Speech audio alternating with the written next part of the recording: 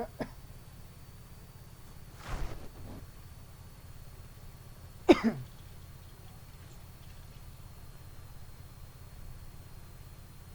bismillahirrahmanirrahim. Assalamualaikum warahmatullahi wabarakatuh. Nahmaduhu wa nusalli wa nusallimu ala rasul karim. Hamidah wa musalli wa musallim ma'ama ba'd.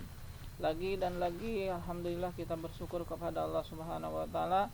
Pada kesempatan kali ini kita bisa bertemu kembali dalam pembelajaran PJJ ya. Karena di saat pandemi ini kita di semester 1 di tahun ajaran 2020-2021 ini pembelajaran yang kita gunakan yaitu PJJ, pembelajaran jarak jauh. Nah, tapi untuk itu kita tetap bersyukur kepada Allah Subhanahu wa taala karena walaupun dengan PJJ kita masih bisa melaksanakan daripada kegiatan KBM atau pembelajaran. Nah, sebelum kita awali pembelajaran kali ini, kita mari sama-sama untuk berdoa ya. Berdoa seperti biasa agar mendapatkan keberkahan dan diberikan ilmu yang bermanfaat. Baik, doa yang akan kita bacakan ataupun ucapkan doa yang seperti biasa kita ucapkan atau doakan di setiap awal pembelajaran kita. Allahumma salli ala Sayyidina Muhammad wa ala ali Sayyidina Muhammad. Raditu billahi rabba wa bil islami dinna wa bi Muhammadin nabiyya wa rasula. Rabbi zidni ilman warzuqni fahman birahmatika ya arhamar rahimin. Amin. Baik, di pertemuan kedua ini kita masih di bab yang pertama, yaitu tentang beriman kepada kitab-kitab Allah. Di pertemuan pertama kita sudah membahas tentang pengertian iman kepada kitab-kitab Allah dan juga dalilnya. Dan adapun pertemuan kali ini kita akan membahas tentang materi bahasan kali ini, yaitu tentang macam-macam kitab-kitab Allah dan bahasannya. Baik, kita langsung saja ke kitab Allah yang pertama. Nah, di sini kitab Allah yang pertama akan kita bahas yaitu tentang kitab Taurat. Kitab Taurat berasal dari bahasa Ibrani. Nah, kitab Taurat adalah salah satu kitab suci yang diwahyukan Allah Subhanahu wa taala kepada Nabi Musa alaihi salam. Diterima Nabi Musa alaihi salam di atas Bukit Tursina.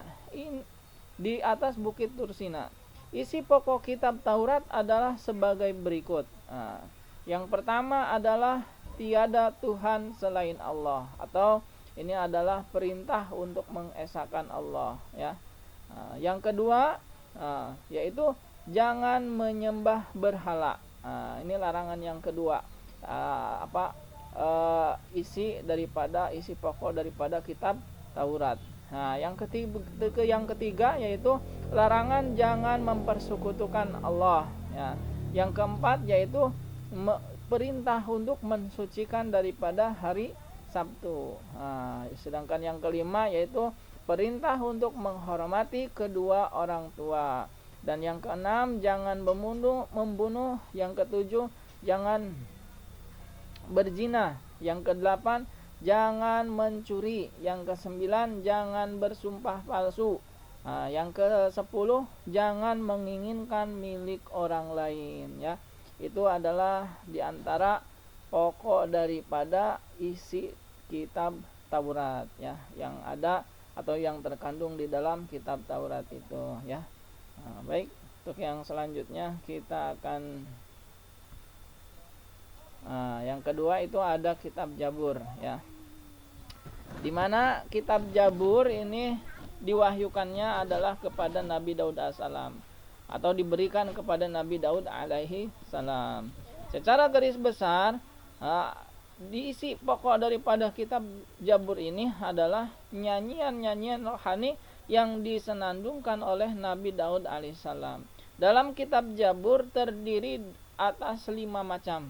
Yang pertama yaitu nyanyian untuk memuji Tuhan. Nah, ini isinya ya yang pertama. Yang kedua yaitu nyanyian perorangan sebagai ucapan syukur. Nah, yang ketiga ratapan-ratapan jamaah. Yang keempat ratapan dan doa individu. Dan yang kelima nyanyian untuk raja. Ini adalah isi pokok daripada kitab Jabur ya.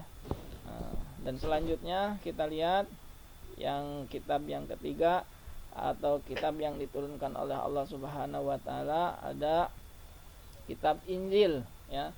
Dimana Injil ini adalah kitab yang ketiga yang diturunkan oleh Allah Subhanahu wa taala, atau di antara kitab samawi yang Allah turunkan ada Injil diantaranya. Nah, untuk Injil ini diwahyukannya oleh Allah Subhanahu wa taala atau diberikannya oleh Allah Subhanahu wa taala yaitu kepada Nabi Isa alaihi salam. Kitab Injil yang diturunkan kepada Nabi Isa memuat keterangan-keterangan yang benar dan nyata, yaitu perintah-perintah Allah Subhanahu wa taala agar manusia mengesahkan Allah dan tidak menyekutukannya dengan suatu apapun ya. Nah, mungkin pada kesempatan kali ini Bapak cantumkan dari keempat kitab ini akan Bapak cantumkan 3 dulu, yaitu yang pertama ada Taurat, ada Jabur dan Injil. Pada dasarnya kan kita ketahui bersama bahwa kitab samawi atau kitab Allah Subhanahu wa taala yang Allah turunkan selain di luar daripada suhuf, itu ada 4 ya. Ada kitab Taurat, Jabur, Injil dan Al-Quran. Namun pada pembahasan kali ini, pembahasan kitab-kitab Allah pada kali ini, Bapak di sini akan mencantumkan 3 dulu, yaitu sekali lagi ada Taurat, ada Jabur dan Injil. Dan untuk Al-Quran nanti kita simpan untuk pertemuan yang ketiga. Nanti kita bahas lebih spesifik lagi supaya kita lebih paham lagi, karena kitab Al-Quran ini adalah kitab suci umat Islam. Artinya kitab suci kita gitu kan, yang masih murni dan terjaga oleh Allah Subhanahu wa taala atau dijaga oleh Allah Subhanahu wa taala, bahkan sampai hari kiamat tidak akan pernah ada tangan-tangan jahil yang bisa menambahi atau menguranginya, seperti itu ya. Baik, fungsi atau tujuan daripada Allah Subhanahu wa taala menurunkan dari kitab-kitabnya ini adalah supaya apa? Supaya sebagai sebagai pencipta menurunkan kitab dari langit, dan fungsi utama kitab ini adalah menyampaikan apa yang Tuhan kita inginkan. Itu adalah fungsi daripada kitab-kitab ini diturunkan, seperti itu. Allah Subhanahu wa taala tidak kelihatan dengan panca indera kita, dan Allah dengan hikmahnya memang sengaja tidak memperlihatkan dirinya dan menurunkan informasi yang cukup untuk memunculkan keyakinan tentang Allah Subhanahu wa taala.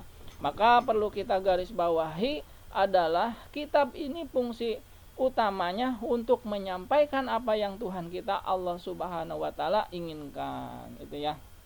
Nah, kitab ini turun cukup banyak dari langit sebenarnya ya.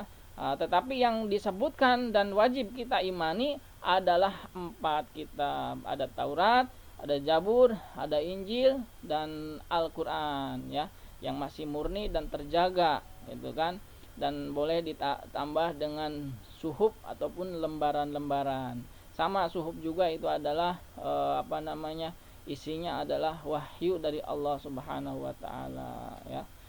Jadi 4 kitab ini yang wajib kita ketahui namanya dan kita imani keberadaannya, walaupun tidak menutup kemungkinan masih banyak kitab-kitab yang lain yang Allah turunkan tetapi tidak disebutkan ya. Kitab-kitab Allah Subhanahu wa taala yang diturunkan dari langit, dari 4 kitab itu ada 3 yang tidak dijamin kemurnian atau keasliannya. Hanya satu yang dijamin oleh Allah Subhanahu wa taala, yang dijamin keaslian atau kemurniannya. Jadi dari Taurat, Zabur, dan Injil, ini tiga-tiganya tidak ada jaminan keaslian dari Allah Subhanahu wa taala, ya. Makanya kita tidak temukan sekarang teks-teks asli dari kitab-kitab itu, yaitu Taurat, Zabur, dan Injil, tidak ada, ya, tidak ada teks-teks yang aslinya, gitu kan. Kalau dalam Taurat, ya, mungkin kita sekalian sudah pernah mendengar atau tahu, gitu kan. Kalau yang belum tahu, ya, ini adalah sebagai informasi tambahan ataupun pengetahuan bagi kita sekalian. Setiap saat ada revisi dari orang-orang Yahudi, seperti Taurat nih, kita bicara dulu Taurat, ya. Ini setiap saat ada revisi dari orang-orang Yahudi. Dari Taurat pindah ke istilah Talmud, ya, berganti nama yang menjadi Talmud. Kemudian pindah lagi ke protokol Yahud sekarang namanya, ya. Bapak ini juga dengar dari kata ulama, gitu kan, dari ustadz, di mana sekarang berubah lagi menjadi namanya protokol Yahud, namanya. Jadi Taurat ini diubah-ubah sedemikian rupa dan direvisinya. Tidak mengenal waktu kapan mereka ingin revisi. Tidak mengenal waktu, tidak mengenal waktu kapan mereka ingin revisi, mereka revisi. Apa yang ingin mereka tambah, ditambah, atau apa yang ingin mereka hapus, dihapus. Kalau Zabur sudah sama sekali tidak ditemukan. Kalau Injil masih ada, tapi kalau tapi Injil juga sama, gitu kan. Ada revisi berlaku tahunan, setiap tahun dipatikan. Ada revisi, gitu kan, dipatikan, ya, setiap tahunnya, gitu kan. Maka setiap tahun orang Nasrani itu menerima revisi baru. Maka setiap tahun pun mereka membeli Injil baru. Setiap itulah, seperti itulah, ya, disesuaikan dengan apa yang diinginkan oleh para pastor dan pendeta, ya. Jadi perbedaannya tadi itu, ya. Kalau Taurat mungkin diubahnya, direvisinya itu setiap saat, kapanpun mereka pengen ubah, ya. Kalau Injil enggak. Kalau Injil itu konon katanya direvisinya itu tahunan. Makanya setiap tahun itu ada revisi baru seperti itu.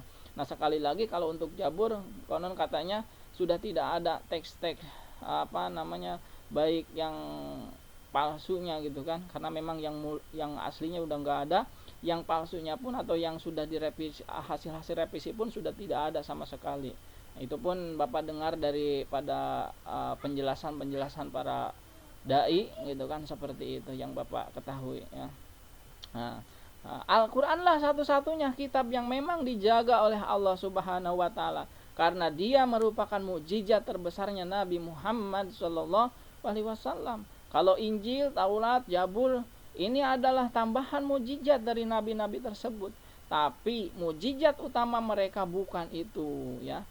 Kalau Al-Quran merupakan mukjizat utama Nabi Muhammad sallallahu alaihi wasallam, yang sampai saat ini bisa kita lihat seperti itu, yang sampai sekarang bisa kita rasakan seperti itu, ya, yang masih bahkan terjaga kemurnian dan keasliannya, ya.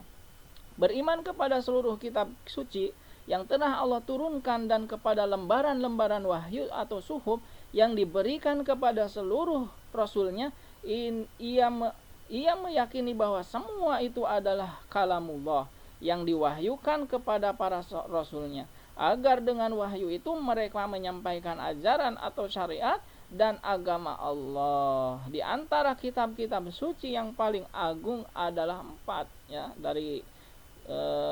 di antara kitab-kitab suci yang paling agung adalah ada 4, ya, itu tadi itu ada Zabur, ada Taurat, ada Injil, dan Al-Quran. Al-Quranul Karim lah kitab yang teragung dari kitab-kitab yang lainnya, sebagai batu ujian bagi kitab-kitab yang lain itu, dan menghapus semua ajaran dan hukum yang ada di dalamnya. Iman yang demikian itu karena adanya dalil, ya, dalil akli maupun dalil nakli, seperti itu. dan yang memerintahkan untuk beriman. Jadi setiap datang kitab baru sama seperti hukumnya Rasul, menghapus ajaran sebelumnya, ya. Datangnya Zabur, sebenarnya sudah menghapus daripada ajaran Taurat seperti itu. Datangnya Injil menghapus ajaran Taurat dan Zabur. Datangnya Al-Quran menghapus semua hukum-hukum yang ada di kitab-kitab sebelumnya, seperti itu, ya. Jadi sekarang sudah tidak ada lagi pahalanya kalau membaca Injil. Beda saat pada zaman Nabi Isa alaihissalam, ya, masih ada. Ataupun sebelum diutus Nabi Muhammad SAW juga sama, Taurat atau Zabur. Tidak ada lagi kewajiban kita untuk membaca dan memahaminya. Jangan sampai kita sekalian mengatakan saya ingin membeli Injil untuk mengetahui apa isinya. Gak perlu, ya, itu gak perlu kita lakukan. Pelajari Al-Quran saja, gak usah baca kitab-kitab yang sudah terhapus hukumnya dan tidak terjaga keasliannya, ya. Tapi kita tetap wajib mengimani, dalam arti kata kita mengimani dengan lisan kita, dengan mengatakan oh benar, dulu pernah diturunkan kitab Taurat, Zabur, Injil. Diyakini dalam hati memang Allah pernah turunkan kitab-kitab tersebut, tapi tidak perlu lagi diterapkan hukum-hukumnya. Tidak ada lagi pahala membacanya. Sekarang cukup baca, pahami, dan amalkan dalam kehidupan sehari-hari, yaitu hanya Al-Quranul Karim, ya. Yang mana akan menjamin orang yang mengamalkannya menjamin kebahagiaan di dunia maupun di akhirat, yang mana bahkan membacanya saja ini adalah sudah pahala yang sangat besar. Dan insya Allah nanti kita akan bahas di pertemuan yang akan datang mengenai khusus Al-Quran, kita daripada keutamaan membacanya, apa kewajiban kita terhadap Al-Quran, seperti itu, ya. Baik, Bapak anggap cukup untuk pertemuan kali ini. Dan seperti biasa, apabila ada pertanyaan-pertanyaan atau hal-hal yang ingin ditanyakan, di sini di awal Bapak sudah mencantumkan daripada nomor WA Bapak. Silahkan boleh japri untuk menanyakan hal-hal yang belum dipahami, seperti itu. Dan untuk tugas dirangkum saja materi di sini, ya, tentang ini. Silahkan nanti dirangkum, ditulis, ya. Ditulis apa yang Bapak sampaikan juga yang dianggap penting, silahkan kalian tulis. Dan tugasnya nanti kalau sudah ditulis, silahkan kirimkan via WA yang sudah Bapak cantumkan di atas, ya, di sini. Ini WA-nya, ya. Silahkan untuk kelas 11 sekali lagi. Kita akhiri pertemuan kali ini kita dengan membaca doa kifaratul majlis. Subhanallah wa bihamdihi, subhanallah wa bihamdika, asyhadu an la ilaha illa anta, astaghfiruka wa atubu ilaik. Assalamualaikum warahmatullahi wabarakatuh.